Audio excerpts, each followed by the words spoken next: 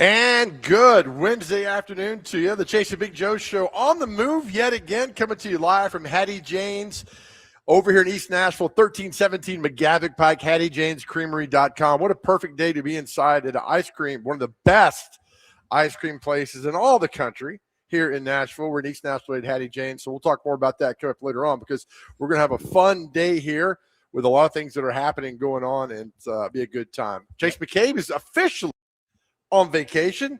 With that, our bestest friend is now going to be with us for a while. Hi. Dr. Crane, Nick Frazier. Welcome in, buddy. Thank you. Glad for having me here at the Creamery along with Joe Dubin here. Yeah, right. Is he going to be here today? Because I love that guy. I mean, Big Joe's sitting to the right of me, but Joe Dubin, I don't know. Yeah, right. Can you set that up for our camera on my computer? I can help that. Yeah, I got you there, buddy. So we're having a lot of fun here today at Hattie Jane's in East Nashville, 1317 McGavick Pike. I live really close to the one in Donaldson, and it's always crowded. Oh, yeah. Which is good. I'm not complaining. It's always crowded, and that there's a reason places are crowded is because they're good, and that's why Hattie Jane's Creamery is so good, because people show up and have a great time with that. All right, so are you good there? Yeah, then? we're good. We're good. Trying to get on the stream right there, buddy. Your computer's just a little slow today. It That's is. all right. The computer usually takes after the operator. Yeah. That's what happens. So we got a fun show for you today. We've got a lot to get into. The U.S. men's soccer team playing tonight at 7 o'clock. Dr. Crane will give us his full breakdown coming the way in just a little bit with all that. At 12:30, this is a story that's made me really, really mad. Oh. I went to McGavick High School. I love Metro High School. I love Metro athletes. They're my DNA. I love it. Somebody stole the about $8,000 gator from McGavick High School last week that the team needs, the coach needs to make the field good, and and a sense of pride, right? I mean, that's the thing. It's about pride. Somebody took the gator, stole it from the school. Some lazy ass thief took it. So we'll talk to Coach Holt at 12:30. And here's the deal. I'm going to make this plea out there to help out because you know how much I love Metro Nashville athletics and high schools. If somebody's got a gator sitting around that they don't need anymore, I'd love to have it and give it to McGavick High School. I'd love to have it and give it to the coach so they can have that. But we'll talk to Coach Holt at 12:30 today about what happened and how we can get involved.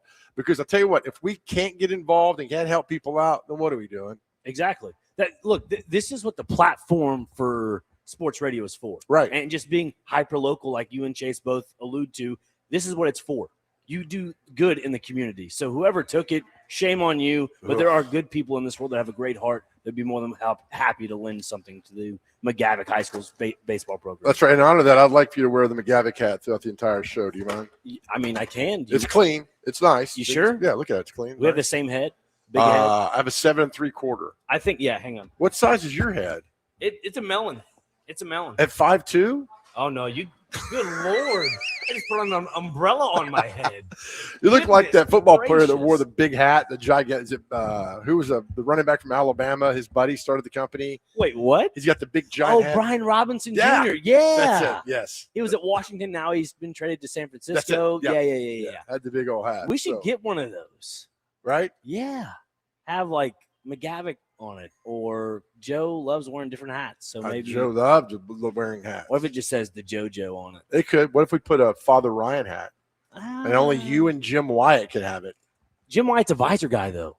Okay, we'll get a visor for Jim. Could you imagine? Hang on. Get one of those big old hats, but they got Jim Wyatt's like hair on the top of it, like big old hair. And the two pencils coming out. And then you have the visor. Yeah, absolutely. It is NHL free agency day, so a lot's going to be going on happening. Dr. Crane, on our show, in our group text yesterday, you said there's going to be a trade with the Dallas Stars. And this Bork guy's coming here. I'm like, you don't know what you're talking about. And then you nailed it, man. Thank you. You nailed the trade before anybody else. How did you know this? I don't know. I'm not an insider. Sports are sports, man. That's what it is. Sports are sports. Some people can predict things. Some people can't. I'm not one of those people that can predict things, but I just got lucky. You did. Preds required forward Maverick Bork. Yes. And defenseman Ila Lebushkin from Dallas. Lebushkin and from Dallas exchange for a second-round draft pick in 27 and Vegas's third-round draft pick in 28. Take that, Vegas. Yeah. Chris McFarland making things happen today. Making Sin City burn, baby. Riding around. He reminds me like Indiana Jones, man. Just making things happen. getting roadblocked everywhere he goes, and they make it happen. But, yeah, you called it on Maverick Bork, man. Good job. How'd you know that? Like I said, I don't know. Some people just have a hunch, and everybody knows on these airwaves I have a gut feeling. Yep. And it either tells me I have to use the restroom or I'm hungry or there's a sports thing that's going on. This was number 3 on the list. You like the sport guy. Why? It's just he's a young player. You can go off of what's being adopted with this new Nashville Predators identity. Yeah. And you're getting a young player for the most part. Yep. Not a lot of risk. Could be a high reward player. That's what you're really looking forward to with this Chris McFarland structured roster. And like I mentioned yesterday with Jake and Connor, it's the scouting department already had their board set in stone, ready to go for the draft. Right. McFarland's going to play a huge impact into the players that he brings in through free agency, the proven talents of the hockey world. Look at you, man. Look, and this is actually being serious. Soccer, the approach Nashville SC has had and now the Preds had, are they similar or not at all? I mean, how did Nashville SC get so good so quick? The scouting department.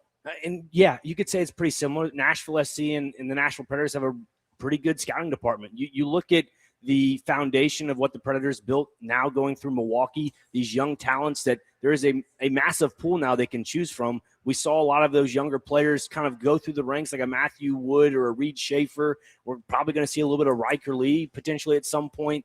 But you just see these young players develop for the Preds. That's kind of what Nashville SC has done. They've taken in guys that have, you could say Eddie Tagseth for the most part. I mean, this is the difference about soccer and hockey for scouting departments. Right. Is you see proven talent overseas just at a discounted price. I think that's the difference between hockey, because hockey you have younger players that need to prove their worth. Right. Whereas for soccer, these players have kind of already proven their worth. They just need to be exploited to a higher level. 5745 says the Bork trade made a ton of sense. Congrats on the prediction, but we were speculated to offer sheet Bork, but now I've got a depth in addition. Makes total sense. Hey, man, Dr. Crane doesn't speculate. He knows.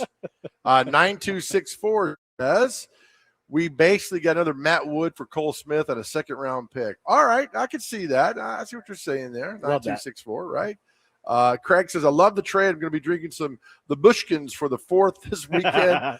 I might have gone to Father Ryan, but I love cheap beer. Heck yeah, man. Love to hear it. Yeah. Fighting Irish, baby. Oh, no, I'm sorry. Not the fighting. Just the Irish. What happened to the Fighting Irish? Can't say that. Can you not? Cannot say that. Why not? Because that Catholic school that's a college cannot say that. Are they the Fighting Irish or the Fighting? Can't. Not even either of them. Well, if it doesn't have to be exactly. It can't be implied, right? Just can't say it regardless. Are you serious? Yeah, because we used to have the leprechaun on our wall in the so basketball Notre gym. Dame stole your leprechaun? More the opposite way, but it's a leprechaun. But here's the thing: we changed the coloring of the logo to have like a purple, 3-piece suit with the red vest and all that stuff. It's a leprechaun. Yeah. Is there a copyright on a leprechaun? I think for Notre Dame's, yeah. Don't give me a reason to hate Notre Dame because you're doing it. You're doing it right now. It's one of the reasons. That you can't be sued. We have the same fight song, which is kind of crazy. Well, I mean, I don't think you can be sued on implied whatever because if y'all go fighting with the apostrophe after the end, whatever that thing is. It used to be like talking about baseball earlier. Father Ryan had a all-black jersey that said Irish and purple, and it had the Father Ryan version of the Notre Dame leprechaun on the arm. It was probably the most beautiful jersey I've ever seen. Okay. Cannot wear them anymore because of that. But you guys are on the same team. I know. Like me, I'm Baptist, right? I mean, it's the same boss, but like different parts of the building. I'm with you. I just remember growing up through grade school and high school because my brother went through the system before I did of Father Ryan High School. Right. And that was a big to-do his freshman year, and I think, 2008, I think. It may not have been his freshman year, but 2008 was the year that kind of had that deciding factor because that's when they had the Jim Carroll athletic facility. Yeah, talking about the beautiful Giacosa Stadium. Right. And, that's when all that took place. Don't make me because my senior in high school, I broke my ankle trying to tackle Jay Jamison. Father Ryan. I missed 98% of my senior year of high school football against Ryan. And I've always had this, I just can't stand Ryan. Now you're making it even worse. Love Jay Jamison. Yeah. Great dude. You graduated with his daughter? Yeah, I graduated with his daughter. Yeah. She was in my class. She played softball, I believe. So, Okay. Yeah. So I love Jay. I was just trying to tackle him and couldn't get there, and I broke my ankle. Yeah. That's a long time ago. I'm not bitter. It's 40 years ago. There is a little Father Ryan news. I guess I can share it because I'm on their email list. Yeah. About Sean Henry and Adolfo Birch, actually, funny enough. Oh, really? Is it about them stealing the leprechaun from you? No, they are added to the board members list. So, yeah.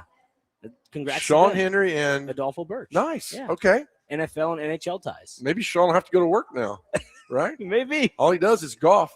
So we'll keep you up to date. Dr. Crane is from 12 to 3 is your NHL draft tracker on free agency today. You're something You else. called the Bork and Labushkin. You didn't really so much Labushkin. Yeah. You're more of a Bushkin. But then you got the little Bushkin. Then you were like, all right, you're kind of in the neighborhood. But you nailed the Maverick Bork. I like the way Maverick spells his name. Maverick. It's not the normal Maverick. No, it's like the C is like see you later. Yeah. Like see you later. Right. Or C for the cut it out. Yeah, there we go. You know where that's from? I do not. Really? No. Full House. Joey? No. The uncle? Cut it out. You never remember that? You know what? That doesn't work because the other day I used a movie line on you and you didn't know it, and I was very mad at you. I said, I like your name. And the movie line goes, I really like your name. You should use it more. And he says, thanks. And she says, I really like Robin. And you're like, I don't know what movie that's from. What movie is it from? The Dark Knight Rises. Oh, yeah. We're on the same wavelength. How come we never saw Robin with that Joseph actor guy? You've lost me. What? I thought you watched those Batman movies. Yeah, but is he Robin? The Joseph? What's his name? The cop and to help the kids out in Dark Knight Rises. I'd have to go. Joseph Gordon-Levitt, I think his name is. You're gonna have to refresh my brain. I'm gonna have to rewatch the movie. I mean, I've watched it, but I don't recall. Yeah. How wasn't there not this is way too much. All right. Yeah, you're just doing okay today? I'm doing great, man. Doing great. All right. We'll give us a U.S. men's soccer update. Yeah. Come back in a little bit. Big game tonight, right? Yeah, big game against Bosnia and Herzegovina. And look, the game at hand right now that I am excited to talk about because it's the game of the day right now, and it's the Congo taking on England. Okay. They're up 1-0 at halftime. This is what we want. We don't want England to go on. We do not want England to go on, Joe. We just don't. Well, they have obnoxious fans. No offense to any English listeners. That's an opinion. That's great. I am sick and tired of hearing that England created soccer, that they own the world. They have the best domestic league of the Premier League. Yes, it is the most watched league on North American television. I get that, but not the best of the best. I'm sorry. I think the most watched league on North American television is football. I'm talking for soccer purposes. Oh, yeah. Get over there. Yeah. And they've only had one World Cup. 1966. Can we get that over with? That's it. That's it. 1966. They lost in 2020 right. to Italy in the Euros, which was COVID 2020. So in 2021, they lost. Simple as that. Okay. So right. if I catch strays on the text line, so be it. But cares about this text line. Who cares, right? Also, 250 years ago, England got their ass kicked. That is true. Take that, true. pal. Yeah. Let the Congo whip you today, but 250. You watch that. Although they came back in 1812 and tried to burn the White House down. Yeah, not cool. Yeah, but we beat them again, right? I mean, like I had a lot to do with it. Yeah. You're American. So, yeah, we got them. So England should know better than that. The text line is on your side about this. Matthew from Jolton says, Cheatham County Middle School used the University of Cincinnati's logo, and Cincinnati sent them a cease and desist letter. It's a middle school in Cheatham County. Nobody wants – I mean, it's just greediness. You get to the college level, everybody wants their money, man. 9339 says, our high school had a similar issue with Penn State. The Camden Lions had the Nittany Lion on our helmets, and Penn State made us get a new logo. It was around the time the Sandusky Joe Pa incident. But isn't the Penn State – it's white helmets? No, the logo, though. Oh, so they put the logo. Okay. Yeah. I don't know if I'm familiar with the Penn State logo. I've always seen the Nittany Lion? I mean, I know what a Nittany Lion is, but I've never seen that applied. I'll show you. Oh, I get it. It's the circle and it's blue. With the cat. Yeah. All right. Welcome to Hattie Jane's. Good to see you. Hey, good to see you. Great to see you. Yeah. Nice. We got all kind of deals for you today. The peanut butter brownie sounds pretty good. Oh, it does. Make sure you get 3 of them. So that's that. Yeah. So I'm gonna be fixated on the whole leprechaun thing for a while because of what Notre Dame did. Do I need to call Sean Henry about this? No, I don't think this is out of Sean Henry's jurisdiction. Hey, pal, nothing's out of Sean Henry's hands. You're right. I've seen him make grown men cry. Yeah. What? Right? I tell you, man. Holy cow. Guy's amazing. He's a modern day Rocky. Yeah. All right. Our question of the day is, and this is one that I'm looking forward to. Yes. We look forward to all of these. When do you use your horn, your car horn? Gosh. When do you use it to honk at people? 615-737-1025. When was the last time you used it, and why did you use it? Or do you ever? I know people who never use their horn. When was the last time you used your car horn and honked at somebody? It could be a good thing or bad thing. I did it. Here's my deal. 615-737-1025. At a red light, you got 3 seconds. Yes. 1, 2, 3, honk. And I'm honking. Wait a minute. Is it 1, 2, 3 honk, or is it 1 Mississippi, 2 Mississippi, That one. 3 Mississippi? I give you a little time. And then I'm honking. And if you don't move, I lay on the horn. Okay. And then when they point at me, I point behind me at the car. Like, it's not It was me. him. Not me. But I used it the other night. So that's how I got the question. I'm like, and everybody's always on their phone. But when you're the lead dog at a red light, you're in a very powerful position. I got to see you go, man. So I have 2 of them. All right. One of them actually happened yesterday. I'm trying to collect the FIFA World Cup souvenir cups at McDonald's. They have like all the players on them, whatever. Yeah. It'd be kind of a cool thing to collect. Sure. It's once in a lifetime thing. So I'm in the line, I'm waiting, and then the person puts out their order, and they have like a laundry list worth of like what they ordered, and they're done. They're just drive-through. at the drive-through. Unacceptable. They're just looking at they're reviewing what they ordered. And Okay. I'm like, all right, let's go. So I honk. I'm like, come on, what are we waiting on? The guy looked at me through his rearview mirror, stayed on his brakes, slowly went forward. I was like, you really? I would have done the same. But why are you mad at him? Because he had a big order? No, because he sat there for 2 minutes just reviewing the order when he already said, yes, I understand what's on the window. Did you already have? Oh, okay. Yeah, like he was at the ordering counter. Yeah. And you honked at him? I did. I love it. He was just sitting there. I love that. I'm sorry. I only eat like once or twice a day. And so talking about vices, yeah, the fast food's been a vice of mine for like the last 2 weeks. All right, Brandon Brigsby back at Studio Control. Brando, when's the last time you honked at He's somebody? on the phone. Oh, is he? Oh, okay.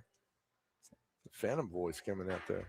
Sorry, it's very busy back here. Can you repeat the question, please? Oh, is it busy because of us? Yeah, it's a good Oh, one. I love that. When's the last time you honked at somebody? It's got to be when somebody is about to turn into you.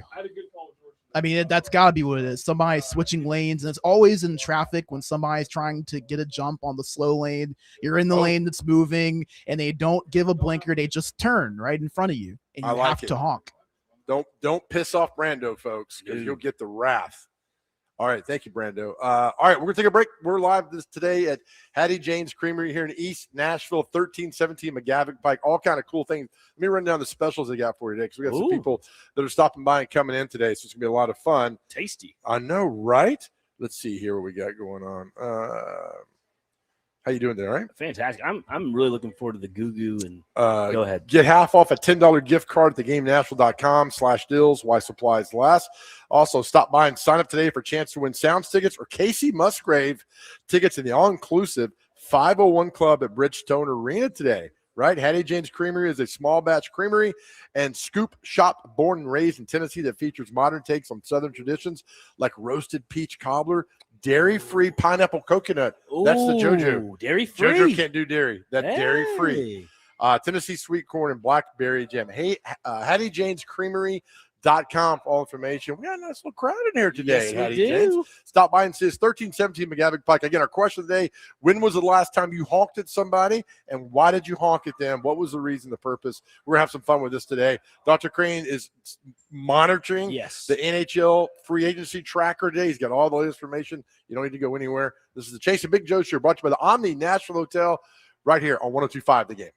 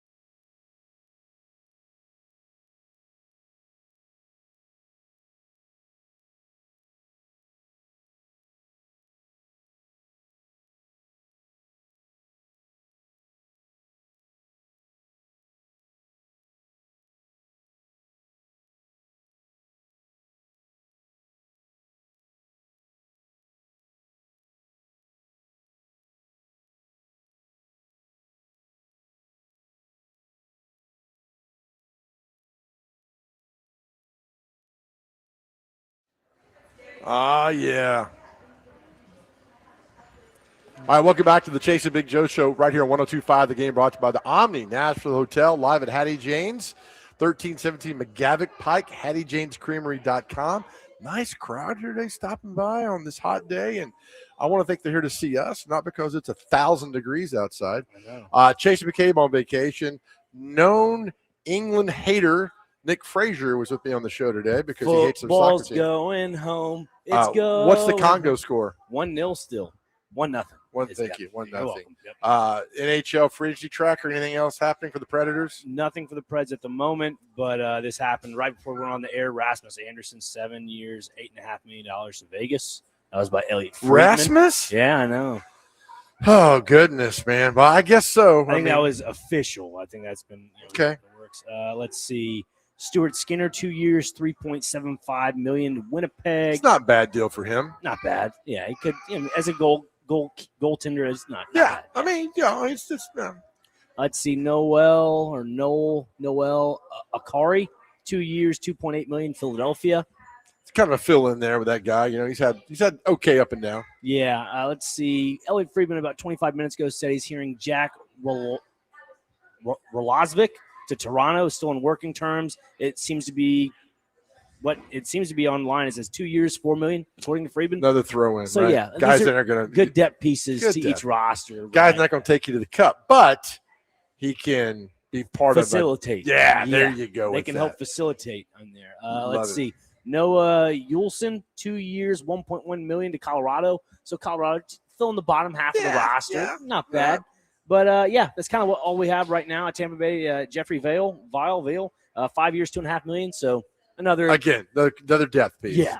You thought he might go out west, but he stayed right where he was. Stayed in East Coast. Yep. It's like, hey, I already got my clock set. All right, our question of the day is, when's the last time you used your car horn? Do you honk at people often? Why did you use it? Justin Greenbrier says, yesterday I was driving, let's see here, down a side street. The truck in front of me stopped for delivery, and the lovely individual behind me just passed both of us. I let them how I felt with my horn. I'm the first car, dadgummit, I get to dictate what we do not to you, okay? You're the most important person. Cut off the text. So use your horn. I'm proud of you. 2104 says about my horn, honking people almost daily at stoplights because they're on their phone. So it keeps me off my phone at stoplights. I look forward to it. 2104, I love you. That's exactly what we want to do, is that when you're the lead dog, it's a lot of responsibility. It's almost like it's a game. Like you're going to the say like a arcade center, and you like there's a game about honking the horn at people. This seems to be the real game. Okay, you're in traffic, you're honking the horn. Yeah, you count how many times you press it. Say if you go 5 times, you get to go stop at get you a little treat. All right, like Hattie Jane. TD from Nashville, not our TD. It says I honk my horn only as a warning for some sort of danger, such as about to hit me, backing up, etc. I do that. I will honk if you're backing up into me. I will do that. Yep. But I love my horn. I love honking to people. You got scooped here by 5745. Cole Smith of Chicago. Is this accurate? Cole Smith of Chicago. Maybe I just got duped. Sissons to Toronto. I'll double check for you. Our favorite player, Colton Sissons, was now to Toronto. I'll double come check back, Colton, to us. Got it. Bear with me here. I'm still trying to confirm. You're getting out scooped there by 5745. Frank Saravalli, this was about an hour ago. Cole Smith to the Blackhawks, 3 years, $3 million. So not bad. Good for Cole Smith. We'll see him come back to town though, but we're gonna pound your face in, Cole Smith, when you come in here. As for Colton Sissons, on the other hand, nothing of I see here yet. Nothing confirmed from what I see. So all right, we'll figure that out in a little bit. Chris says I honked a few days ago, 3 Mississippi at red light. That's it. Mississippi's got to go. But that's it. 1 Mississippi, 2 Mississippi. I think it's the polite way of counting to 3 seconds. Yeah, I got you. You got to honk. I mean, I got to get you out of there. That's the thing that's going on. Because basically, if you do the Mississippis, you're just basically giving an extra 2 seconds. So it's technically 5 seconds. Right. Okay. After you, please. 4, 5, 6, 7. But probably the most perfect text of the day. I quit honking a few years ago when people start getting shot on the interstate. Oh, my word. I get it. What interstate are you on? Wow. Anyone in the world. With all that. And then Craig says, I graduated Ryan in 08. You have to pay money to Notre Dame to use the Leprechaun. Yeah. I love Notre Dame, but wish they would cut us a break on that.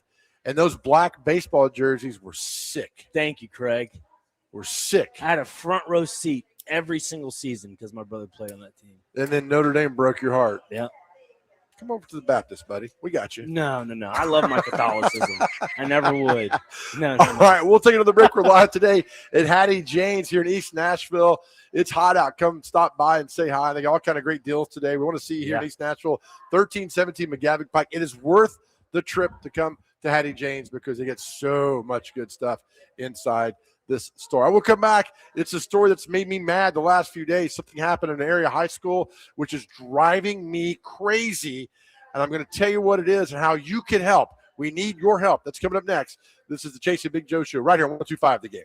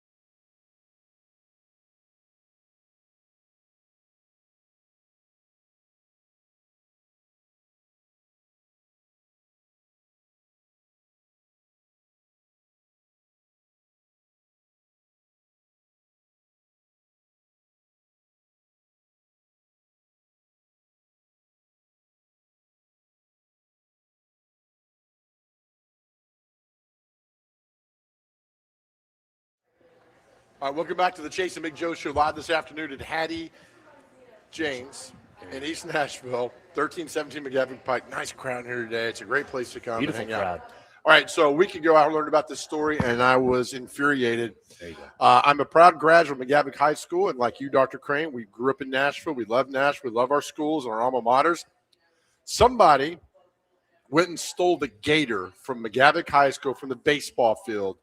And it's just awful, and it pisses me off. And we're going to do our best to get this gator back. We're joined now by the head baseball coach of McGavick, Kevin Holt. Coach, good afternoon. Thanks for doing this. How you doing? Good afternoon. I'm doing well. Thank you for having me on. I appreciate that. Absolutely. All right, so take me back. What happened, and when did you find out that this very vital piece of your program was stolen? Yes. So we had some rain on Monday and Tuesday of last week. I was not out at the field past that weekend. The mowers, I think Metro has a third-party mower come in and cut grass. I believe the gates may have been left unlocked. I'm not for sure. That's just speculation.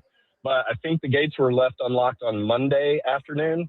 And sometime between Monday, the 22nd, I believe, and Thursday, the 25th, somebody went down onto our campus around the building, and it looked like had pried open our storage area where we kept the John Deere Gator and took off with it somewhere.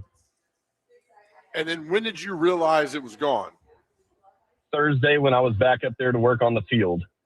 Thursday, I believe that's the 25th. Yeah, that's correct. Yes, less than a week ago. And then you're like, all right, did I misplace it? Because you get all the emotions are like, surely nobody stole this. What was going through your mind? Right. The first thing I did was contact my our softball coach and our athletic directors, and I was like, did Metro come pick this up for service and just not tell anybody?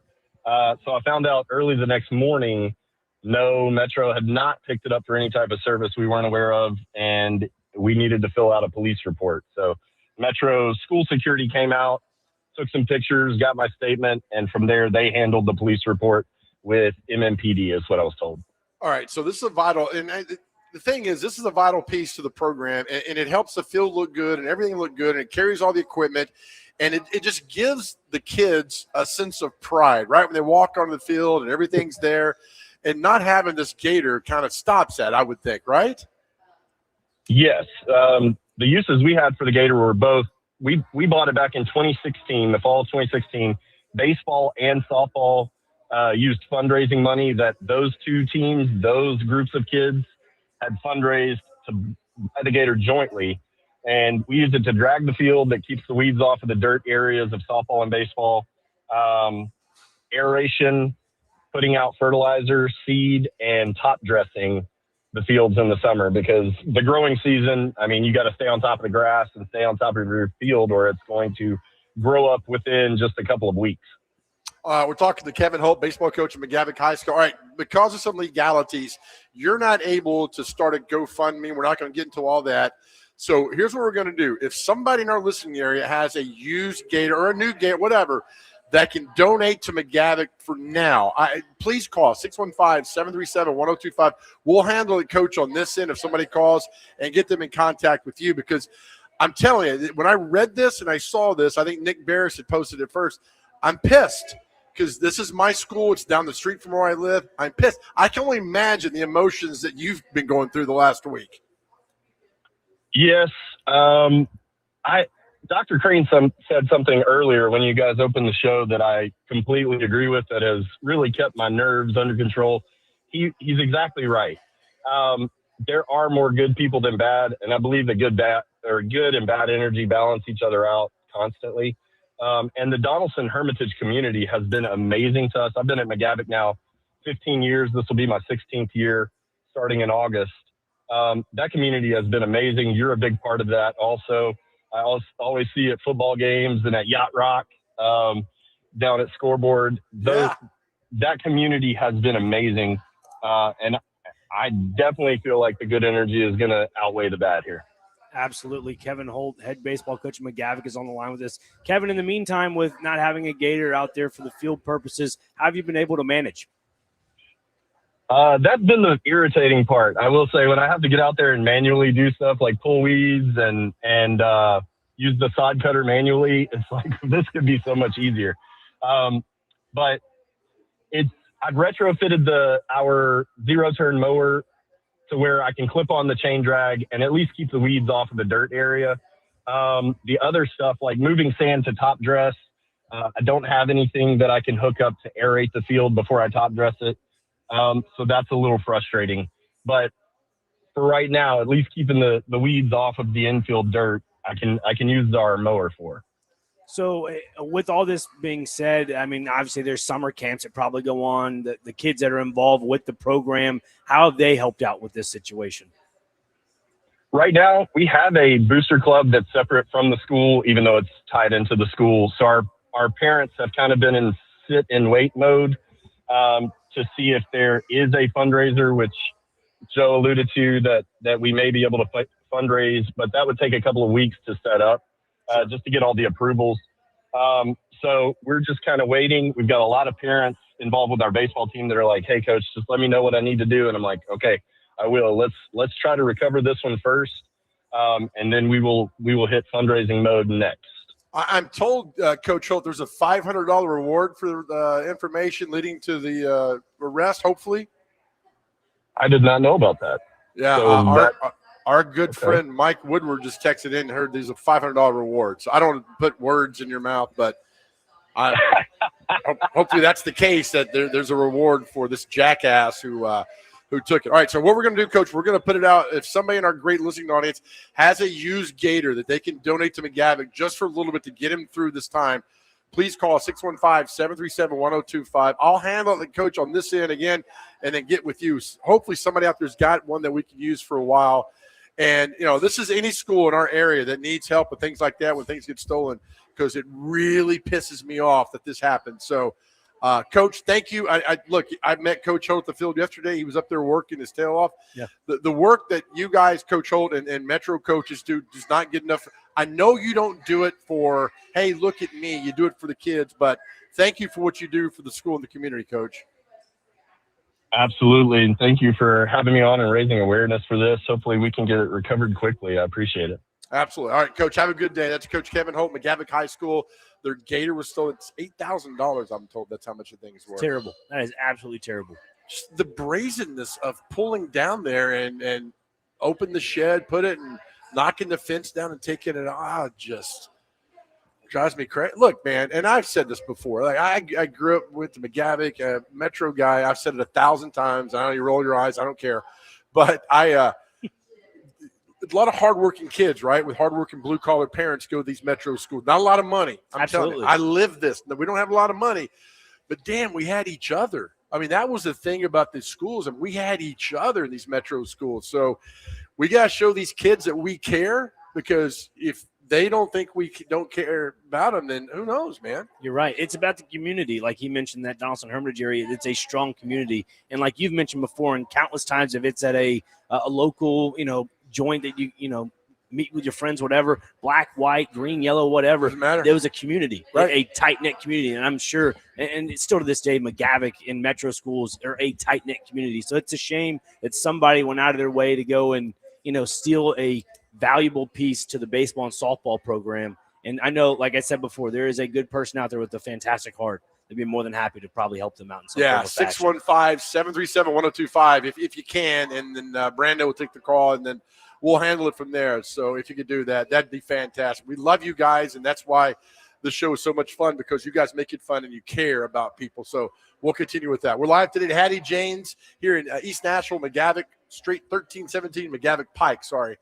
And so people coming in and out left and right. It's right? Wednesday. Do you know that? You know what that means?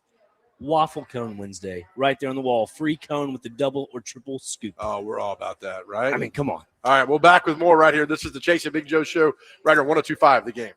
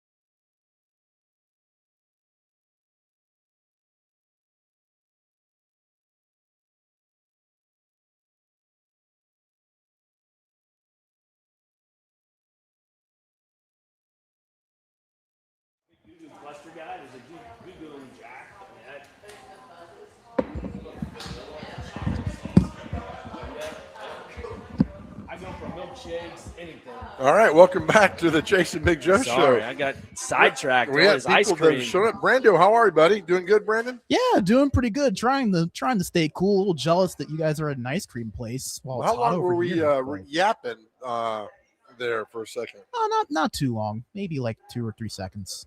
Okay. Beautiful. Dr. Crane. Anyway, we're live at Hattie Jane's here in East Nashville. What's the latest on NHL?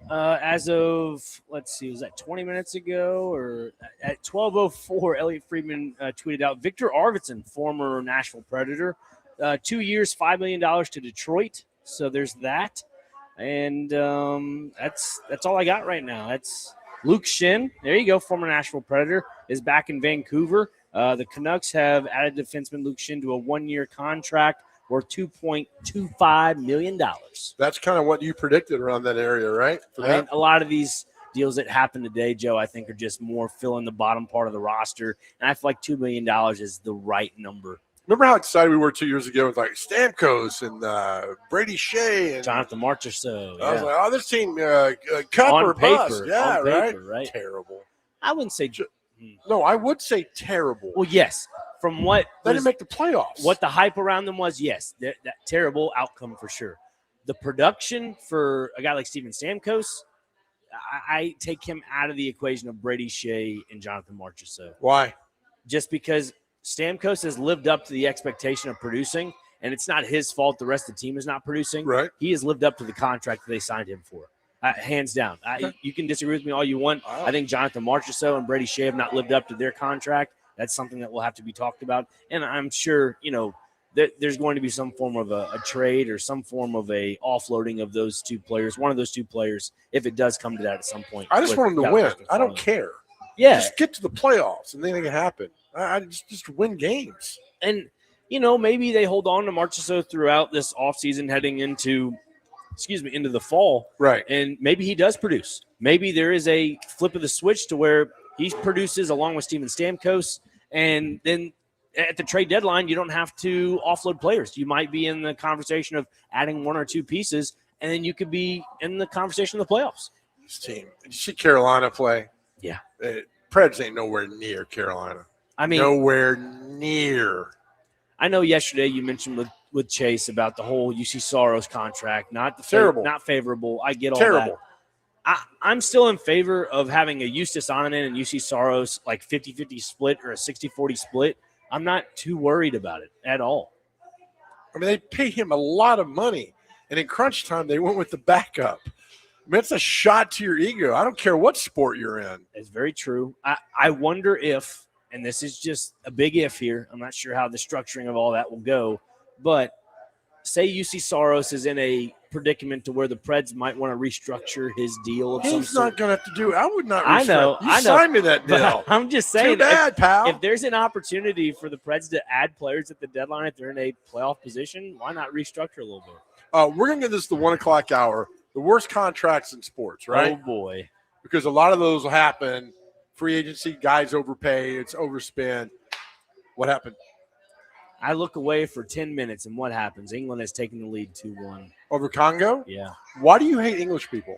I think they are I don't want to sound rude, but they think they created the game of soccer. They did not create the game of soccer. Did not? Would you tell the same thing if Paul McCartney was here to his face? Yeah. Yeah, I would. Because he's a musician, and I respect his craft. I look. He's English. Yes. But he's a musician. I'm going to somehow categorize it to where this does not pertain to. No, take it out of it. If you're going to be a tough guy. Okay, fine. Yeah, I will tell it directly to his face. Like, look, you and Ringo Starr both. You guys know that England did not create soccer. Like, I just straight up. You've won one World Cup. That all you have to really rely on, or I guess rally back towards, is a guy like David Beckham or Wayne Rooney. That's the golden era of like English soccer. Like, I'm sorry. Beckham didn't win a World Cup. Exactly. If you go back and look at that Netflix documentary, it just shows all the weight that was on his shoulders throughout that tenure. When was he on the World Cup team? Like I'd say early 2000s, like late 90s, early 2000s. He's got a very pretty wife. Victoria. Yep. Do you know her by chance? Victoria Beckham? Yeah. Yep. Now, would you tell her that England sucks at soccer? They don't suck at soccer. They just did not create the sport. But I've never heard this from.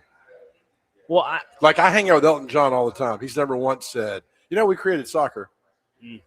If you go up to an English soccer fan or a Premier League fan, they will say we have the best domestic league in the world. We have everything that's fantastic. It's better than everything else in the world. I'm like, no, it's not. Like, relax. There are other teams in this world like Real Madrid, Barcelona. I'll even look at RB Leipzig in Germany. Look at Bayern Munich, Dortmund. Dortmund, that guy. Look at Fred the Dortmund. Look at the Italian league. Obviously, a lot of people trash on it a little bit, but you have Juventus, AC Milan, Inter Milan, the Derby della Madonnina, which is the oldest rivalry in soccer. What about Inter Sandman?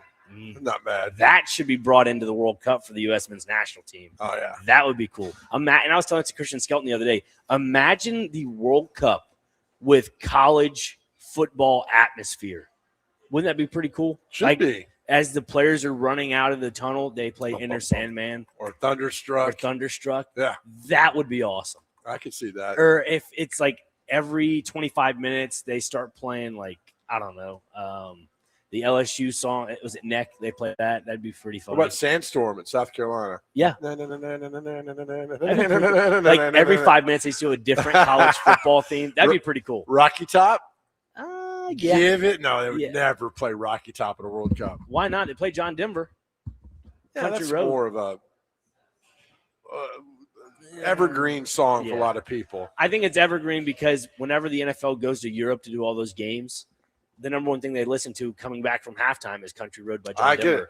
I like Rocky Top because it infuriates Alabama fans, Auburn fans, Gator Mike, all of his fans. Yeah. Rocky Top infuriates so many people. I'm like, play it constantly. And play it all the time. It's a state song. Like, you gotta embrace it, right? I'm not a Tennessee fan, but I sure love Rocky Top. Well, sure, and there's nothing you can do about it, too. You're playing that song. You're like, stop playing that song. Just play it louder and louder. I think we all love Country Roads. Oh, yeah. Like when West Virginia beat Kentucky and they're all on the field singing that. Yes. That was badass. Who doesn't love that? I mean, that's what we're all here for, the American dream, the upset. Everybody wants to see the upset. Right. Everybody wants to hear the fun songs that go along with it. Before we go to the break, just an update on the NHL free agency tracker. You're the man. I'm looking. By the way, Dr. Crane predicted Maverick Bort coming from Dallas to Nashville. I mean, we're like, no way. And there he was. Yeah, from Dallas. Looking at the rest of the free agency here, nothing that's coming up on my page for the most part. Let's see what Elliot Friedman has to say about it. If my computer wants to work, probably doesn't, which we get. Here we go. No, that's not it either. We'll just go to break. I'll find on the other side. What's the update on your dumb little England versus Congo? It's in the 92nd minute as England holds the lead. 93rd minute, as England holds the lead 2-1. Real quick, USA plays Bosnia tonight. Bosnia and Herzegovina. If they lose, massive disappointment. Yes, 100%.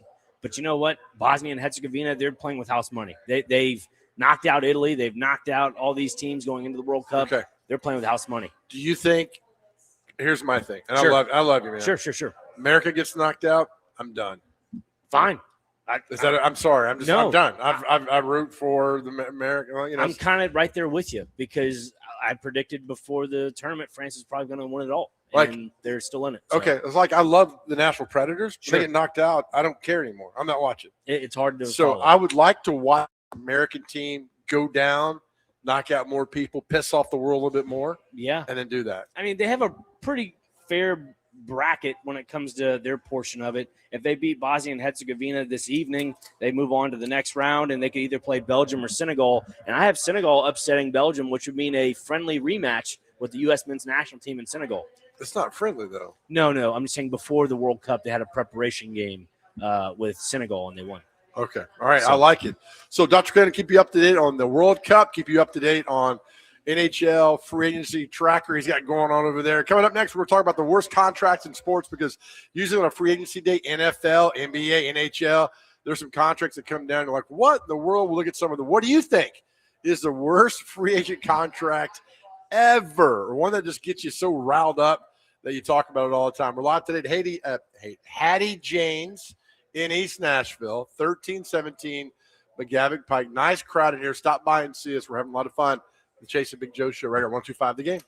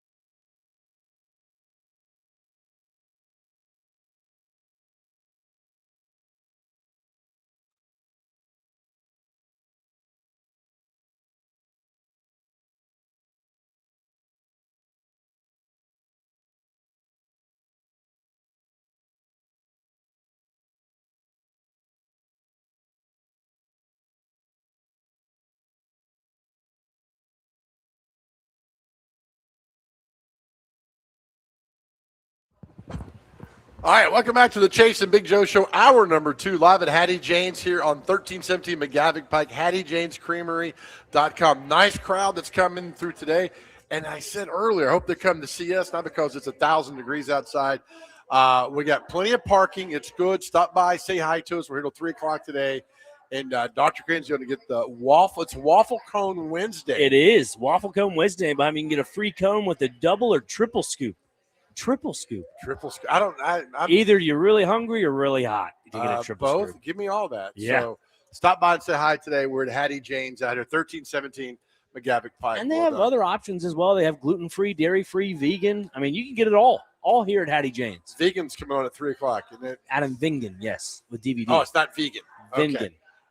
So yeah, dairy-free too, which is right down to JoJo's wheelhouse. Exactly. I love it. So stop by and say hi to us. It's a fun day. We appreciate them having us out here today. A lot of fun. What's the latest on the NHL free agency tracker? So we do have some not really breaking news, but it is kind of oh my goodness news. According to Elliot Friedman, I do believe that Sergei Bobrovsky to Toronto arrival is upon us. Oh, okay. So it looks like Bobrovsky might be headed to Toronto. That's actually a good pull for them because they just got Gavin McKinnon in the draft. Yep. You pair him with Austin Matthews, and then now you get a solidified goaltender, if that is the case, to where you kind of make sure the back end's okay. I love, man, you are the king of soccer and hockey.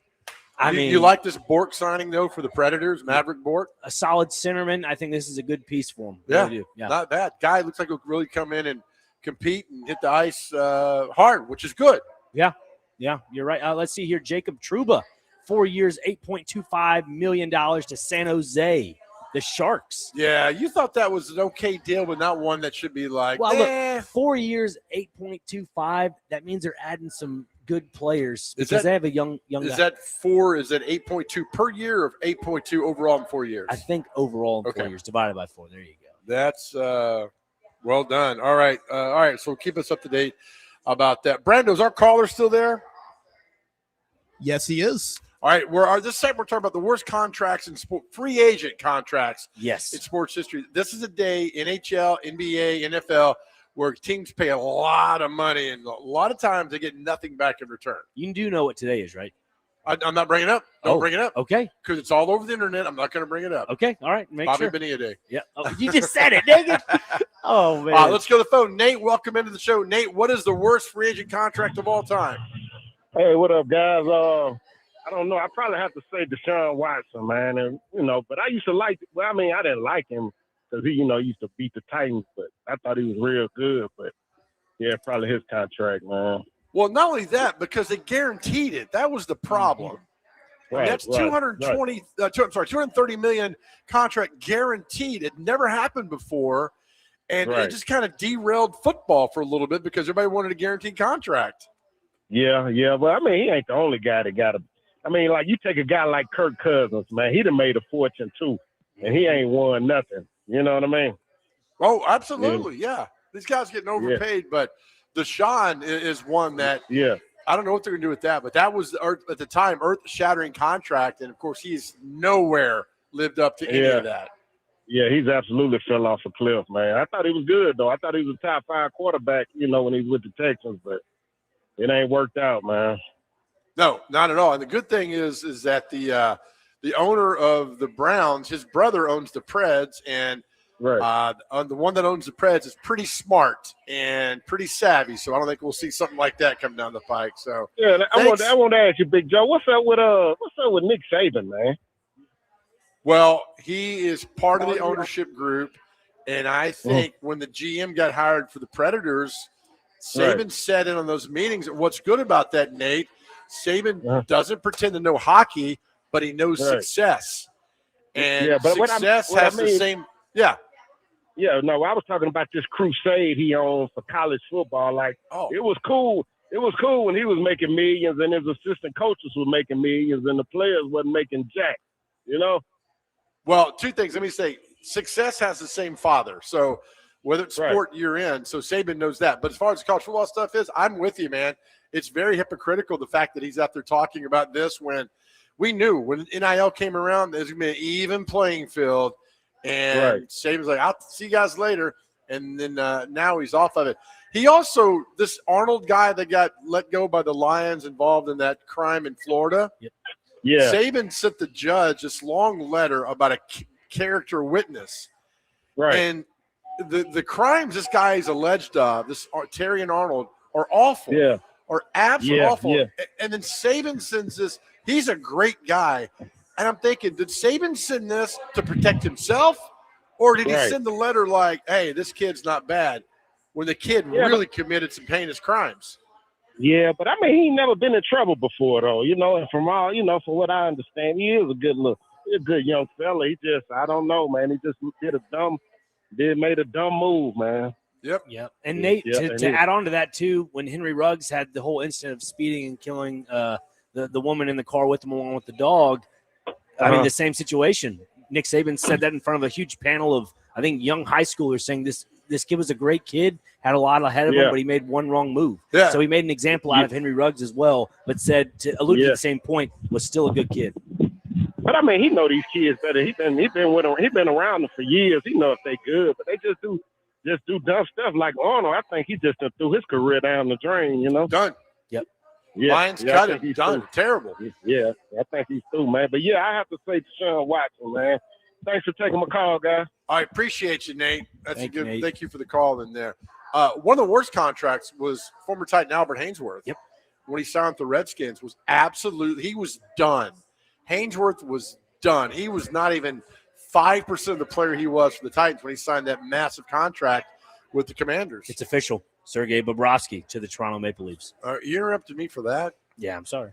Hainsworth had Washington handed Hainsworth a massive 7-year deal, $100 million. Hainsworth showed up out of shape, argued with the coaching staff, refused to learn the team's defensive schemes, and played a total of just 2 disastrous seasons. Awful contract, what he did there. Steven Strasburg, they said that's a bad contract. 7 years, $245 million. But he had a lot of injuries. Yeah, it was a lot of elbow, a lot of throwing injuries that he had. I get all that, but he was, 19 years old? I mean, he was a youngster. I mean, he was probably the best phenom pitcher of his era.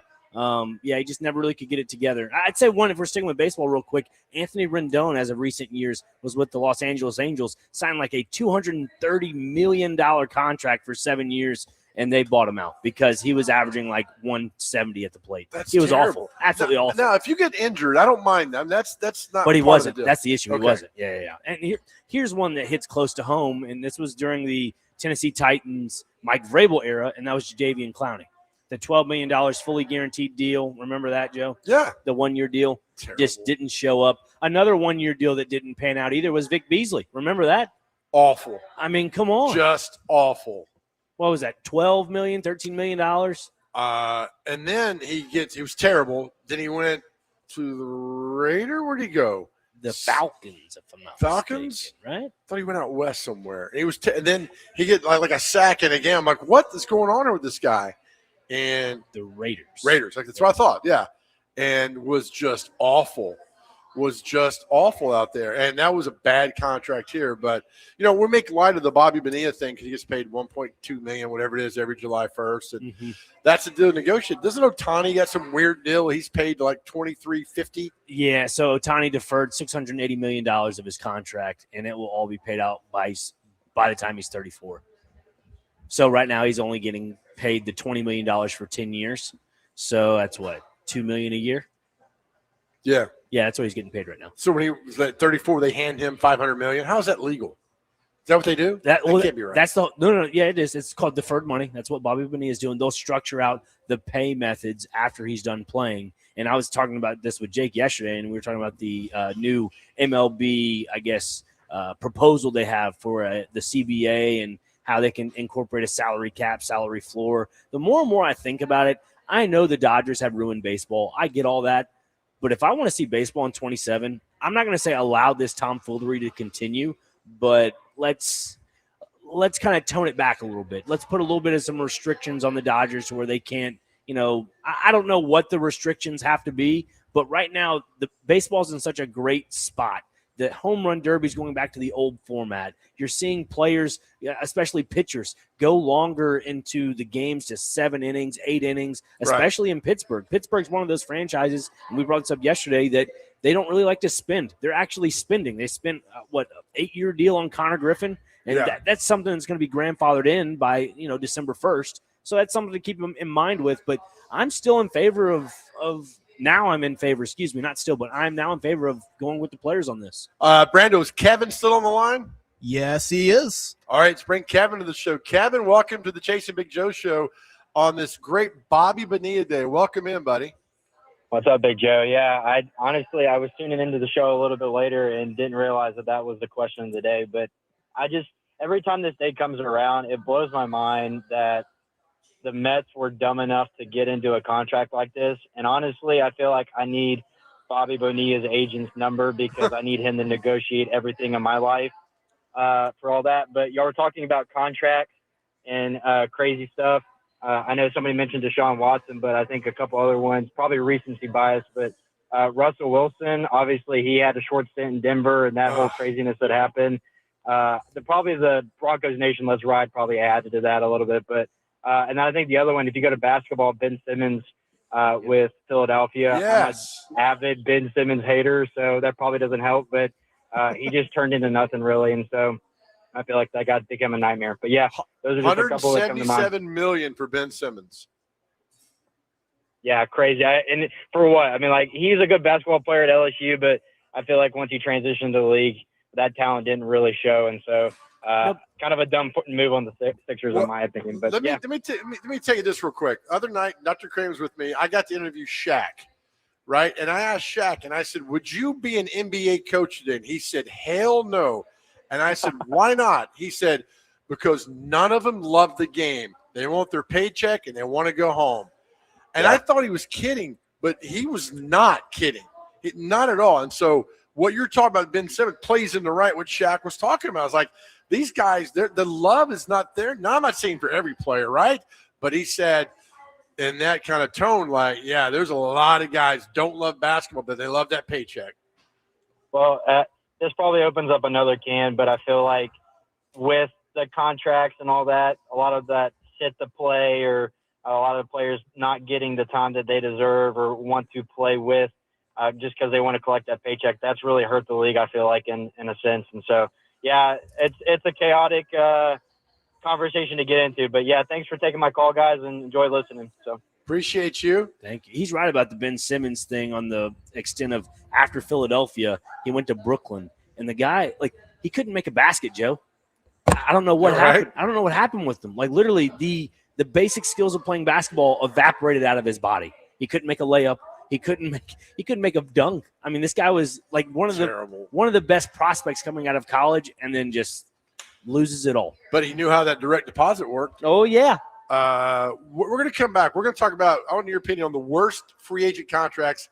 The Titans. We've talked about the Preds. There's plenty there. Kyle Turris.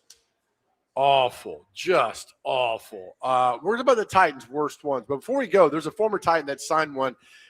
This is curious because this has been ranked the worst free agent contract when it happened at the time. Drew Bennett left here, signed with the Rams. Drew Bennett signed a 6-year, $30 million deal with $10 million guaranteed. Played 2 seasons with the Rams and was terrible. As we say, it's tough to be really tough when you sleep on silk sheets every night. Mm-hmm. I'm just saying, buddy. And that was an undrafted wide receiver. Let's remember that as well. Yeah. So I give that money to Derek Mason. At least you know what you're going to get there. Some guy's going to play his tail off. Yeah. All right, back with more live today to Hattie Jane's here in East Nashville. Stop by and say hi to us. 1317 McGavick Pike. Having a lot of fun today. Ryder, this is the Chase and Big Joe Show. 102.5 The Game.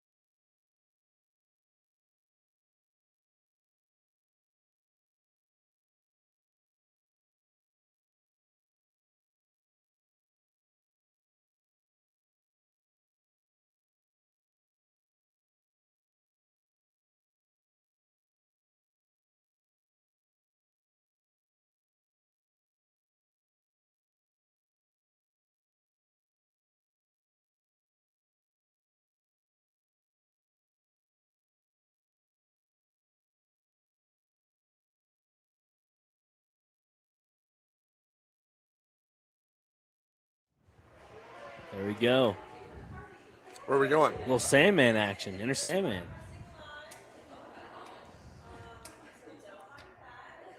Yeah. Didn't you hear it? I told you to bring it back. Oh, I didn't hear you. Trying to Sorry. eat. Yeah, no, we're out here at Hattie Jane's. Sorry about that, Joe. We're out here at Hattie Jane's.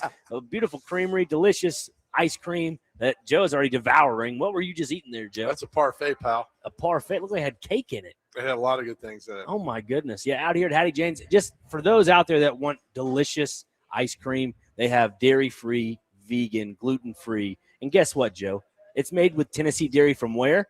Columbia, Tennessee. Oh, they're just no better than that, right? That's And God's country. It is God's country, Out Tim. there in Murray County. Out there where Tim Durham's at. You know what I'm talking about. Oh, yeah. He lives Down out that way. direction. Down Yeah. that way, Doug. And you know what? Today is Wednesday, and I will keep offering it. It is free cone. Free cone Wednesday with a double scoop or triple scoop. You know who else is from Columbia? Who's that?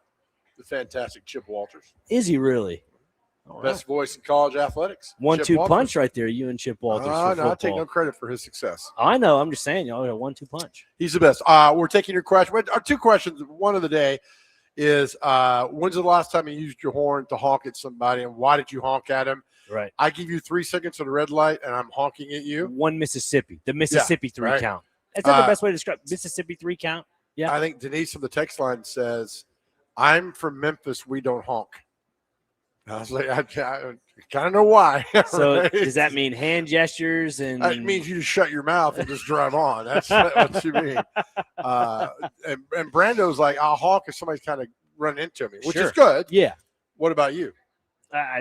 Look, same situation. If you're at the stoplight for 3 seconds, you will get a little wrath of the horn. And I don't honk as often, like I told you with the whole in the Right. line, whatever. But no, not necessarily honking that often. Last time I honked, I think I was probably 2 months ago. I was over by the airport, and Donaldson Pike's all different now. It's like Right. you could maybe do a full F1 race on Donaldson Pike. Probably could. It's crazy. While you're not honking, Nashville signed somebody else. You predicted this one too, man.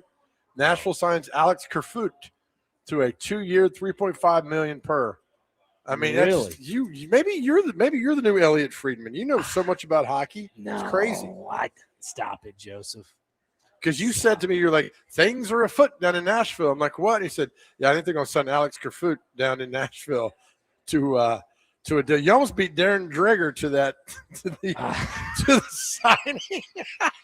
I've been beat to the signing so bad I can't even find it on my computer. Oh. My goodness. Brando That's great. texted to you. Oh, thanks, Brando. I appreciate it. It's okay, buddy. Yeah, the insider, I guess. Yep. What do you know about Alex Kerfoot? I mean, not a lot for the most part. All I know is that it's the back end of the roster. It's a 2-year, $3.5 million deal. That's according to Darren Dreger. So that's TSN's top insider. That's what that is? Yeah. If you mind me pitching in here, Sure, he also please. spent Yeah. 2 years with Colorado from 2017 to 2019. So there's a connection there. Played at Utah this past year, 13 points in 34 games. There you go. So just a little piece to throw in there. Is McFarland going to just sign everybody he's ever talked to? It seems like it. I'm asking Maybe. you, Dr. Crane. I don't know. I don't know.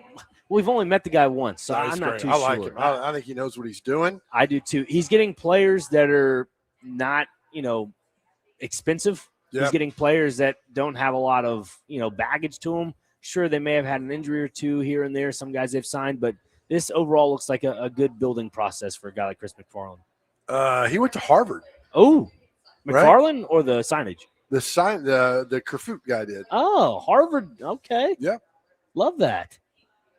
We love a Harvard grad. Where did McFarland go? Did he go to? He went to some big fancy Brown? school. Was it Brown? No. Some big fancy school. He's smart. It was Smarter than us. He went to school with somebody that was on the Food Network as well, right? They're alumni. Rachel Ray. Rachel Ray. Yeah. Where was that? Princeton? No. Dadgummit. I'm looking. Let's see. So, yeah, there's Kerfoot. Pace University? Pace University. That's it. Yep. He made, let's see here. He majored in economics at Harvard. So maybe in the locker room we can talk to him about wealth management. Yeah. Wow. He's got one of the So leading- Rachel Ray went to Pace University as well? Mhm. Wow. Yeah, Brando, thanks for that, buddy. No problem. Happy to contribute where I can. I mean, Dr. Crane's got a lot of stuff going on over here. He's talking to hockey insiders across the country. He's busy. He's got like 4 phones on him. He's helping co-host the show.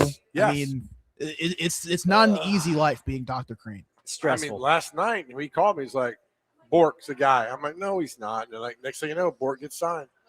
I mean, look, Well done. What's your little England soccer team? yeah, they won 2-1. Who do they play next? Mexico. I don't know if you saw that game last night, but Is that in Mexico? it is at the Estadio Azteca. Oh. That's going to be a fun one to watch. You don't have to enunciate when you say that. The Azteca Stadium, No, what you said before. Estadio Azteca. Yeah. What I about mean, you went full into it right there. Well, I'm excited because now you look at Mexico and just on a little World Cup tangent here, they don't have that curse over them anymore. They've passed that 5th game that they've been trying to get to. And if you saw, did you watch any of it last night? I did. Actually, I did. Did you see the streets of Mexico City? I mean, they were Was that a TV show? No, they were engulfed in fireworks. I mean, the fans were going crazy. That is something that I feel like English fans, especially that team, I love it. is going to have a hard time to overcome. I love country pride, man. That's fantastic for them. So this will be a fun one to watch. If USA wins tonight, who do they play next? Either Belgium or Senegal.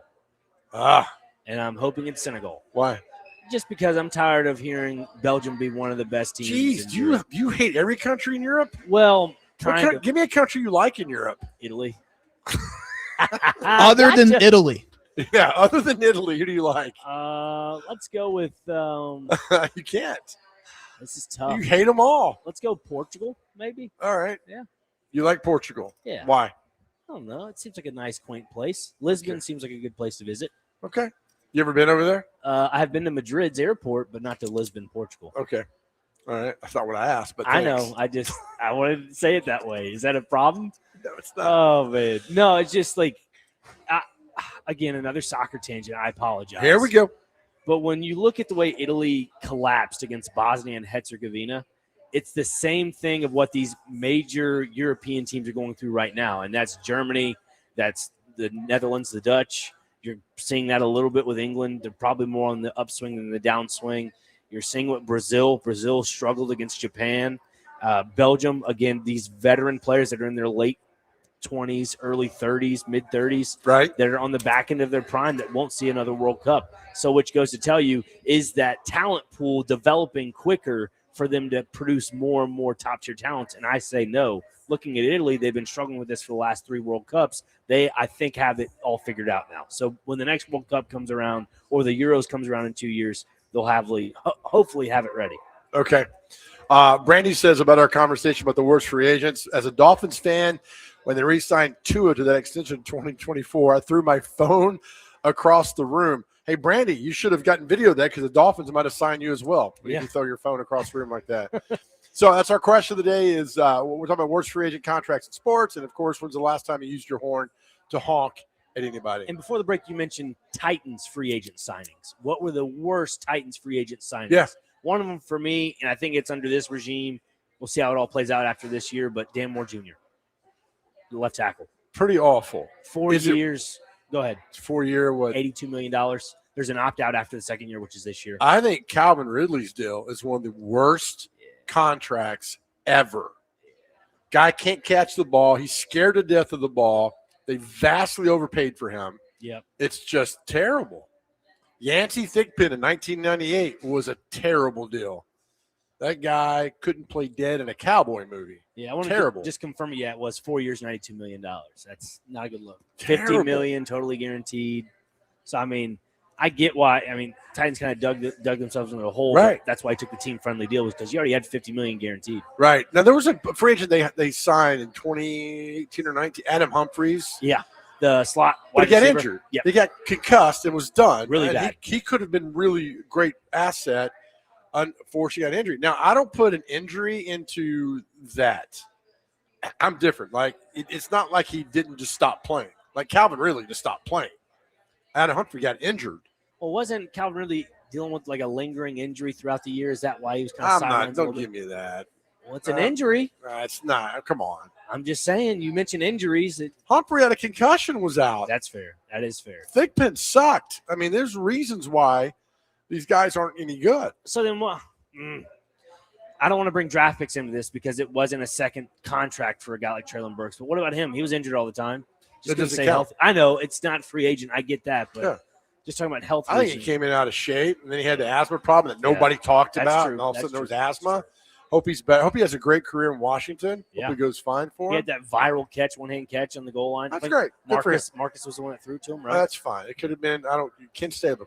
I don't care. Just- Where would you guys stand on L'Jarius Sneed? Because obviously, big money signed to a pretty similar deal. Well, wasn't same that a trade, offseason. Traded a third-round pick, which ended up being so not the really first a free pick agent. of the third So round. yeah, But- so a more yeah. a free agent signing. Oh, okay. We're not doing the trade part, but no, that's a terrible deal. You're right, Brando. Terrible deal. But look at the free agency when they overpay, like the Hainsworth deal, when you overpay for these guys, and you literally get nothing in return. Yeah.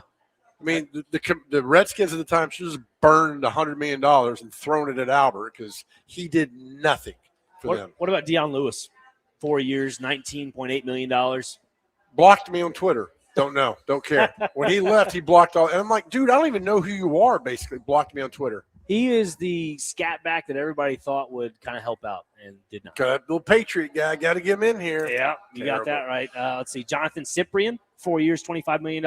I like in Cyprian 17. because he laid out Kelsey. Oh, Legal hit, but laid his butt out on the field. And that was a vicious hit. A vicious hit. yeah, That's why the Titans won the game that day. that's true. That, and they scored more points than the Chiefs. That's how you win games. Right. All right. We'll take another break. Come back. We got all over the board today, which is good, man. It's July 1st. So we're halfway through the year in 2026. We're live at Hattie Jane's here in East Nashville, 1317 McGavick Pike. Come by and say hi to us. We're here till 3 o'clock today. This is the Chase and Big Joe Show right on 102.5 The Game.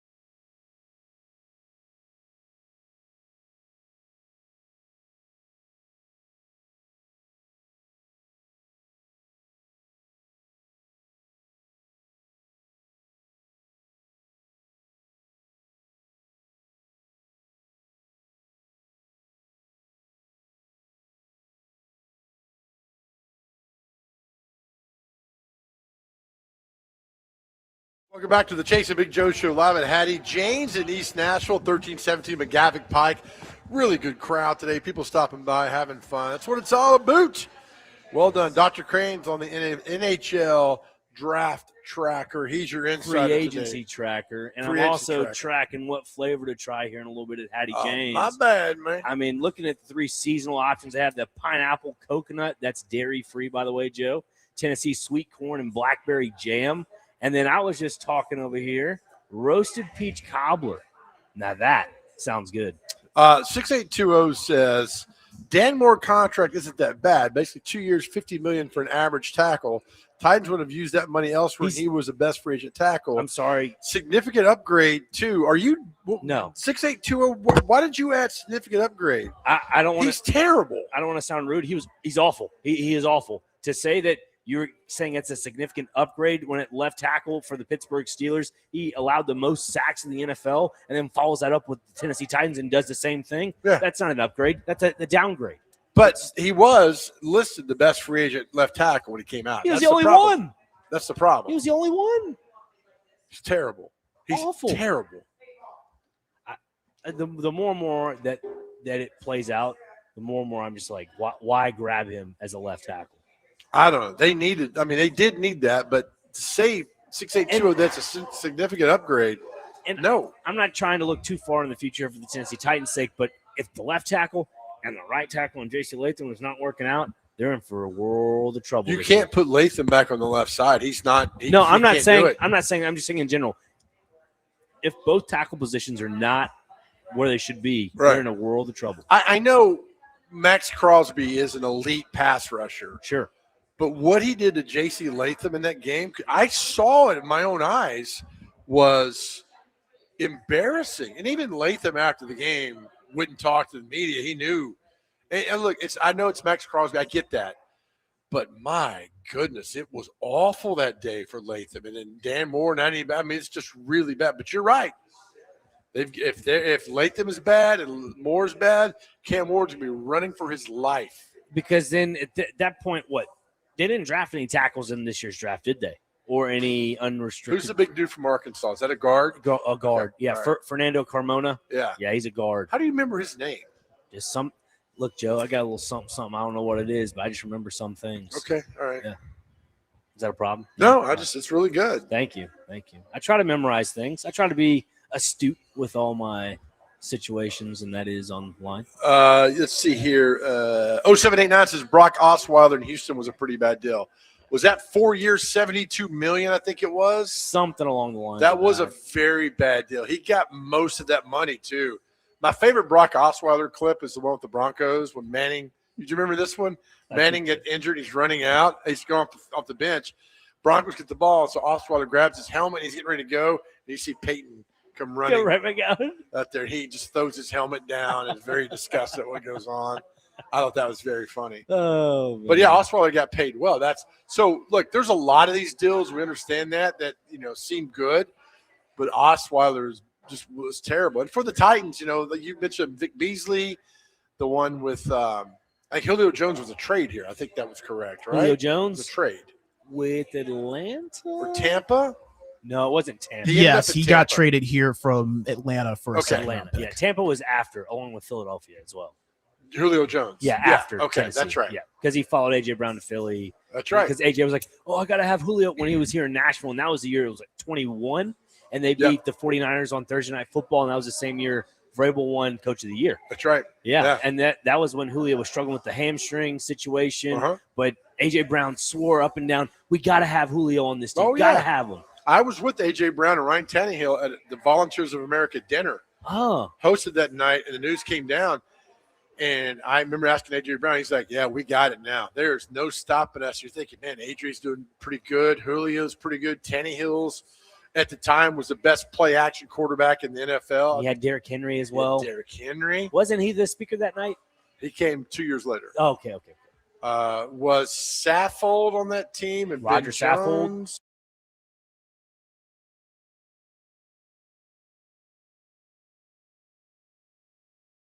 Post Conklin, right? Yeah. The year after Dennis Kelly. Dennis Kelly. 21, yep. Really good. I mean, that was like that was a powerful offensive line. Yeah. I think Lawan was the weak link because he got his ass beat quite a bit on Had by that pass little rushers. leg injury to him, the ACL. That was really the same. 22 he injured. Yeah. 21 was the opening game when Cardinals ran past him. Kyler Murray had a field day. Yeah. I mean, a field day. But that offensive line, that's when you know it's like, all right, they got just a massive – Roger Saffold was a huge human being. Yes. Ben Jones, one of the best centers. I mean, they had something there that was going. But, you know, you had free agency. I mean, you got it – now these days you got to hit on your free agency picks. I don't care what league you're in. You got to get it done that way. Yeah, because when you're a franchise like the Tennessee Titans that are obviously in a rebuilding stage and you're trying to build through the draft, you have to be able to compensate in free agency. And if you can't do that, you're going to hinder yourself from really transforming this franchise under a new regime. You really are. And it's easy to say, it's very bluntly spoken, but this team needs to see production on the field this year. Like at least 6 wins, at least. Nevada Josh is very proud of us because we're talking sports today. Oh. We'll get back off sports in a minute there, Nevada Josh. Don't you worry, buddy. Were we not talking sports? He's kidding with us. I was about to say, wait a minute. But our question today is, when's the last time you honked at somebody? Nevada Josh, when's the last time you honked at someone? Hey, by the way, did you see his text? He said, just joshing with you. Yeah, I was right? like, yep, that's right. Our question today is, when's the last time you honked or used your horn to do something? Mine was, you get the red light. I did it last night. You got to go. That's when I'll honk at you. That's pretty much the only thing. Unless you're coming in my lane. If you're going too slow in the passing lane, I've been called, it's not the fast lane, it's called the passing lane. Oh, the far left? Yeah, it's called the passing lane. It's the HOV lane.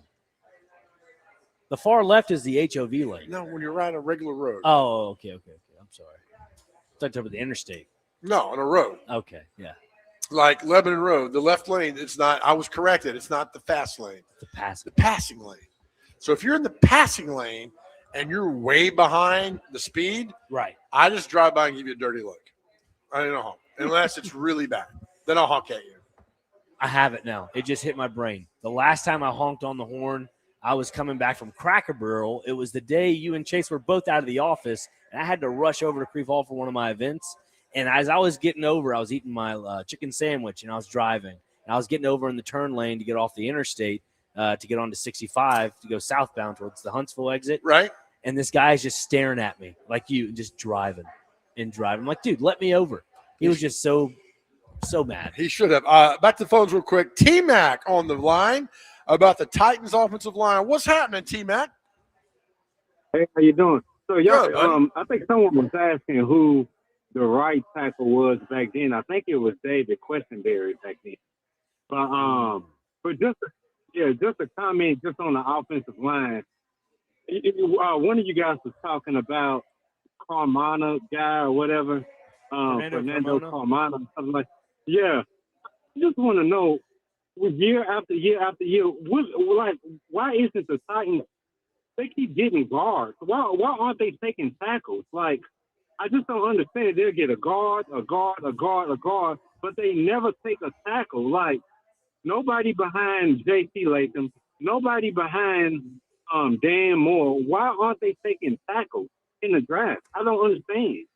That is actually a very good question. I don't know either. I think they feel like they could go ahead and find backups in free agency.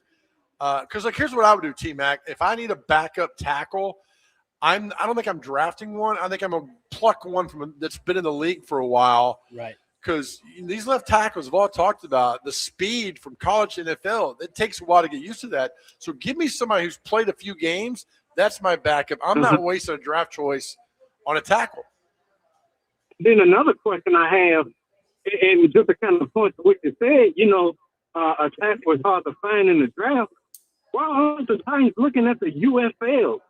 Guys just got through playing, and a lot of them are old NFL tackles. Like, I would just go and get whoever was the best tackle over in the UFL since they just got done playing and plug them in. I don't understand why they don't look to these teams. Well, T-Mac, there's a reason those guys, and I love football. There's a reason they're in the UFL. not a lot of them go to the NFL. And I know they get opportunities. Not a lot of those guys can go to the NFL. And I don't say that in a very degrading way. It just they're not NFL guys. And to add on to that, you look at a former Titans draft pick, and that's Jalen Duncan out of Maryland, played for the DC Defenders this past year. If I'm not mistaken, he kind of, I think, led the team in sacks allowed. So it's not a great look. Did he? Yeah, I think so. Man. Not a great look. So that kind of alludes to what you were mentioning there. Along with the lines of drafting a left or right tackle in the draft, that's a great question, absolutely. But you look at the depth chart from what they grabbed this past offseason, that Austin Deculus guy from the Los Angeles Chargers, and you still have Brendan Crenshaw-Dixon from the last couple seasons. They've kind of held on to him. So those are two guys that you could kind of look at as your rotational second, I guess, tier depth pieces at the left and right tackle positions. But you make a great point there. Take care, T-Mac. All right, there you go, Dr. Crane. Very latest NHL free agent tracker. Don't do it. When we come back, we'll have all the information for you there when we come back. This is the Chase and Big Joe Show live today. Hattie Jane's in East Nashville, 1317 McGavick Pike. Come on, say hi. Yeah. It's Waffle Cone Wednesday. Yes. I mean, All right. You can't go wrong. 2 scoops, 3 scoops. Did it. I mean, whatever you want. I mean, look, to be fair, all this looks delicious. I might eat the whole menu. I'll try not to. Don't do it. All right, back with more right after this here on 102.5 The Game.